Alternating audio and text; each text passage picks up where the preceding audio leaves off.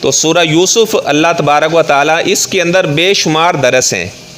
اگر اپنے ظلم کرتے ہیں تو آپ نے پھر بھی صبر کرنا ہے، اگر آپ کو کسی پیارے کی جدائی کا غم ہے تو پھر بھی آپ نے صبر کرنا ہے، اور اللہ تعالیٰ ہمیشہ صبر کرنے والوں کو اونچا کیا کرتا ہے۔ وہی بھائی جنہوں نے حسد کی وجہ سے ان کو کنویں میں پھینک دیا، ایک دن آیا وہی کشکول لے کر بکاری بن کر ان کے سامنے کھڑے ہوئے تھے۔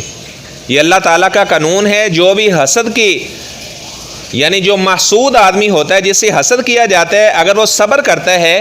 تو حسد کرنے والوں کو اللہ تعالیٰ ذلیل و رسوا کر دیتے ہیں، اور جس سے حسد کیا جاتا ہے اس کو اللہ تعالیٰ اونچا مقام عطا کرتے ہیں۔ اس کی زندہ مثال حضرت یوسف علیہ السلام ہے۔ پھر آپ اندازہ لگائیں سورہ یوسف، حالانکہ کوئی قصہ اگر ایک دفعہ کوئی سنا دے، دوبارہ اگر کوئی سناتا ہے تو لیکن سورہ یوسف آپ جتنی مرتبہ بھی پڑھیں گے، ہر دفعہ آپ کو ایک عجب لذت اس میں محسوس ہوگی، ہر دفعہ نئی نئی باتیں سامنے آتی ہیں۔ یعنی قرآن کے اندر اللہ تبارک و تعالیٰ نے ایک زندہ جاوید قرآن کو معجزہ بنایا ہے کہ آدمی جتنا بھی اس کو پڑھتا رہے آدمی اکتاہٹ محسوس نہیں کرتا، حالانکہ وہی قصہ ہے، لیکن بار بار جب بھی اسے پڑھتے ہیں تو اس سے نئی نئی باتیں، نئے نئے استنباطات، نئے نئے استدلالات وہاں سے ملتے ہیں۔